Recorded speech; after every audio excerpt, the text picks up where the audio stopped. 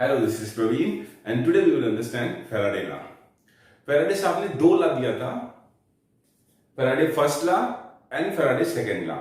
But here we will understand only about Faraday first law. Faraday first law को समझने के लिए सबसे पहले हमने क्या किया है? We have taken few electrode reaction occurring during the electrolysis. अगर हम इलेक्ट्रोलिसिस की बात करें तो इलेक्ट्रोलिसिस के दौरान इलेक्ट्रोड पे, लेट मी से कैथोड के बारे में आपको पता है कि कैथोड नेगेटिवली चार्ज इलेक्ट्रोड होते हैं और वहां पे हमेशा रिडक्शन होता है।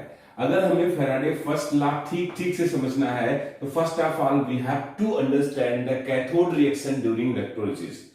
कैथोड पे most of the time cations आते हैं। किसी की भी इलेक्ट्रोलिसिस करवाए, अगर हम कैल्शियम क्लोराइड की इलेक्ट्रोलिसिस करवाते तो कैल्शियम आयन कैथोड पे आता, अगर सोडियम क्लोराइड की करवाते तो सोडियम आयन कैथोड पे आता, अगर एल्यूमिनियम क्लोराइड की करवाते तो एल्यूमिनियम क्लोराइड आता, अगर मैग्नीशियम क्लोराइड की करवाते तो मैग्नीशियम आयन कैथोड के ऊपर आता। और चूंकि कैथोड पे रिडक्शन होता है तो यहां पे simple calcium ion will take 2 electron and will get converted into calcium, sodium will take 1 electron will get converted into sodium, aluminium will take up 3 electrons and will get converted into the aluminium atom, and this magnesium ion will get up 2 electron over here and similarly it will be also converted into magnesium atom. Electrolysis के दौरान कोई भी electrode हो, चाहे cathode हो या anode हो, फिलहाल तो हम यहाँ पे कैथोड लिए हैं। अगर कैथोड पे देखें तो कैथोड पे हमेशा ही कैटायंस पहुंचेंगे और वहां पे उनका रिडक्शन होगा। अगर हमने कैल्शियम क्लोराइड की इलेक्ट्रोलिसिस करवाई होती तो कैथोड पे कैल्शियम आयन इस तरह से कैल्शियम में कन्वर्ट होता। अगर हमने नमक NaCl की अगर हमने इलेक्ट्रोलिसिस करवाई होती तो सोडियम आयन कैथोड पे सोडियम मेटल के फॉर्म में कन्वर्ट हो जाता। अगर हमने एल्यूमिनियम क्लोराइड की अगर हमने मॉल्टेन एल्यूमिनियम क्लोराइड की इलेक्ट्रोलिसिस करवाई होती तो aluminium try positive aluminium atom में कन्वर्ट होता। और अगर magnesium chloride molten magnesium chloride की इलेक्ट्रोलिसिस करवाई होती तो मैग्नीशियम आयन कैथोड पे मैग्नीशियम एटम में कन्वर्ट हो चुका होता। इन मल्टीपल रिएक्शंस में अगर आप किसी भी रिएक्शंस को ठीक से आसानी से आप ऑब्जर्व करो, let me say for example we have taken one separately over here, हमने कैल्शियम आयन को यहां पे ले लिया है। Calcium ion will take up 2 electron and get converted into the calcium atom. See this is the simple reaction. Atom इससे छोटा नहीं हो सकता है, मिनिमम एटम या तो एक होगा, एक से छोटा नहीं हो सकता है। तो ये रिएक्शन अपने आप में ही कंप्लीट है और इस रिएक्शन के थ्रू ही इसी से आप खेल लीजिए, इसी को ही ठीक से समझ लीजिए तो भी आपको फैराडे लॉ समझ में आ जाएगा। ये रिएक्शन खुद ही कहना चाह रहा है कि अगर एक कैल्शियम एटम को प्रोड्यूस करना है, एक कैल्शियम एटम को प्रोड्यूस करना है तो आपको हमेशा 2 इलेक्ट्रॉन की जरूरत पड़ेगी। सिमिलरली कभी एटम की बात नहीं करते हैं, आपको 11th क्लास के फर्स्ट चैप्टर में समझाया गया है we need to talk in mole, in term of mole, not in term of molecules और एटम्स। तो अगर एक कैल्शियम एटम को जनरेट प्रोड्यूस करने के लिए 2 इलेक्ट्रॉन की जरूरत पड़ती तो आप इतना तो समझ सकते हैं कि 1 मोल कैल्शियम एटम को प्रोड्यूस करने के लिए, जनरेट करने के लिए कितने इलेक्ट्रॉन की जरूरत पड़ेगी? 2 मोल इलेक्ट्रॉन की जरूरत पड़ेगी। आपको ठीक से समझ में आता है कि 1 मोल कैल्शियम एटम के मास को उसकी मास की बात करें तो एक एटम कैल्शियम एटम की मास, इसका मास होता है 40 AMU और 1 मोल कैल्शियम एटम का मास होगा 40 ग्राम। ये बहुत सारे बेसिक्स हैं जो आपको पहले समझ में आने चाहिए। तो यानी आपको समझ में आ रहा होगा 40 ग्राम कैल्शियम को प्रोड्यूस करने के लिए 2 मोल इलेक्ट्रॉन चाहिए। इस 2 मोल इलेक्ट्रॉन को मैं बोलूं आपसे तो 2 मोल का मतलब 6.022 into 10 की पावर 23 एंड दिस इलेक्ट्रॉन, एक इलेक्ट्रॉन पे जो चार्ज होता है दैट इज 1.6 into 10 की पावर -19 कूलम। यानी अगर इतना कूलम चार्ज आप सप्लाई करते हैं then you will get 40 gram of calcium deposited at cathode during electrolysis. अगर हम इसको कैलकुलेट कर लें, इस न्यूमेरिकल वैल्यू को कैलकुलेट कर लें 6.022 मल्टीप्लाइड बाई 10 की पावर 23 इनटू दिस, अगर इसको हम कैलकुलेट कर लें तो ये वैल्यू अप्रॉक्सीमेटली जो आती है दैट इज 96500 कूलम। यानी तो 2 मल्टीप्लाइड बाई 96500 कूलॉम अगर हमने चार्ज सप्लाई कर दिया तो हमें 40 ग्राम कैल्शियम मिल गया। 40 ग्राम कैल्शियम मिल गया। 40 ग्राम कैल्शियम मिल गया।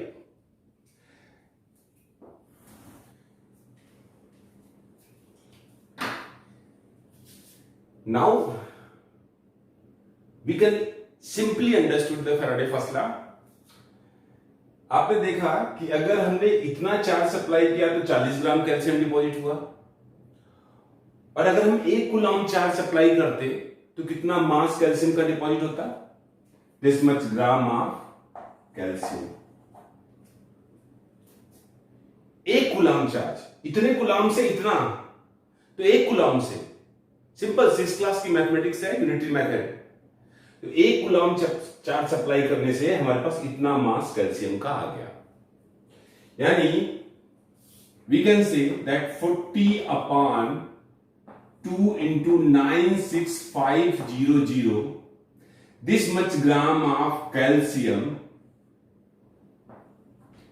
is produced when 1 coulomb charge is supplied. 1 Coulomb charge supply करने पे इतना मास आया। तो अगर 2 कूलॉम चार्ज सप्लाई करते तो क्या होता? तो आता कितना? 42। सेम इसी चीज को हम यहां पे रिपीट कर देंगे। अगर 3 कूलॉम चार्ज सप्लाई करते तो 3 कूलॉम चार्ज सप्लाई करने पे इसका 3 गुना, यानी 40/2 into 96500। अगर Q कूलॉम चार्ज सप्लाई करते तो कितना मास? बार बार यही क्वांटिटी आ रही है, बार बार यही क्वांटिटी आ रही है। This is a constant quantity, तो इसी को हमने क्या लिख दिया? Z। और इन दोनों के मल्टीप्लीकेशन को एक नया नाम दे दिया, that is mass of substance deposited.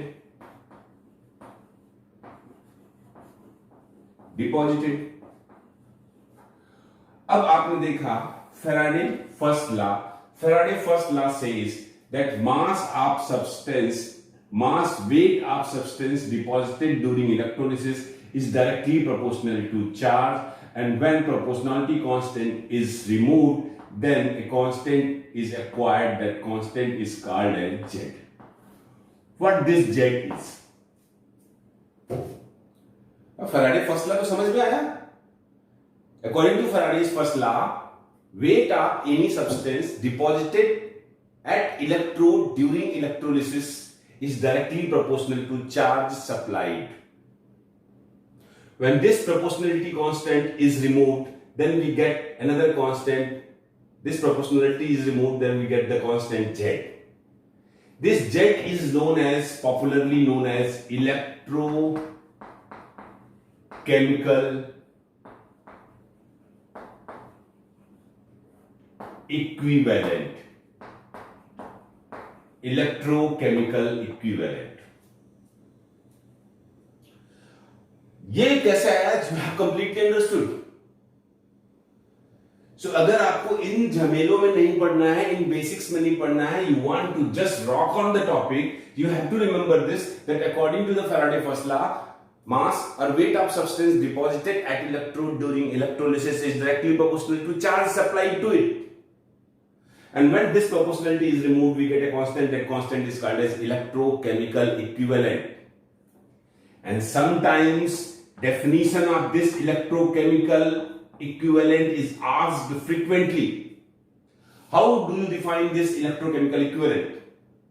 Electrochemical equivalent is defined as mass of substance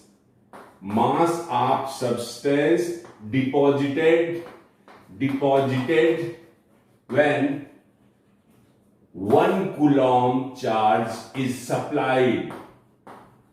1 coulomb charge is supplied. 1 coulomb charge is supplied. आपने देखा कि 1 coulomb चार्ज आपने सप्लाई किया तो this much मास आपने ऑब्टेन किया, and this much mass is known as electrochemical equivalent of calcium. और अगर मैं इस इलेक्ट्रोकेमिकल इक्विवेलेंट का एक कोई फार्मूला बनाना चाहूं कि सर इसका एक फार्मूला बना दो, तो आपको पता है दिस इज व्हाट, आपको पता है this is what, this is what, this is what, this is the molar mass. You can say molar mass. Molar mass of substance upon 9650. You will get 96500 in the denominator everywhere. So multiplied by 96500. What about this 2? What is this 2? What is this 2?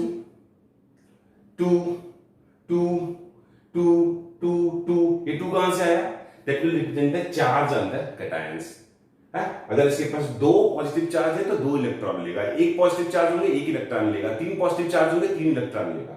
तो this one is what we call as charge. So this is simple Faraday first law. This is what simple Faraday first law. According to Faraday's first law of electrolysis, the mass of substance deposited at electrode during electrolysis is directly proportional to the charge.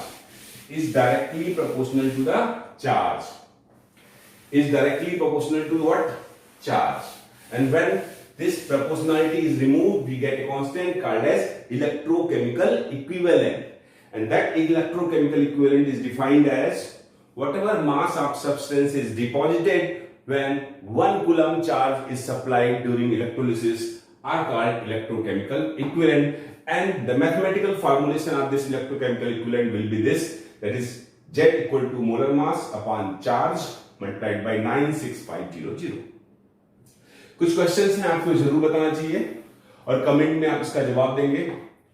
What is the chemical equivalent of magnesium ion?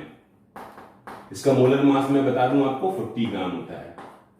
What is the chemical equivalent of electrochemical equivalent of aluminum ion? इसका molar mass होता है 27 ग्राम. What is the electrochemical equivalent of sodium ion? इसका molar mass होता है 23 ग्राम. 5000 coulomb charge is supplied LIED. Then find mass of calcium deposited during electrolysis of molten calcium chloride using inert electrode. Inert electrode का मतलब तो समझ में आता है. Inert electrode का मतलब यहां पे इलेक्ट्रोड के एटम खुद कभी रिएक्शंस में इन्वॉल्व नहीं होंगे. तो you have to give me the answer of these 2 questions if you have completely understood the Faraday first law. Thank you very much. This is Praveen signing out until we meet again.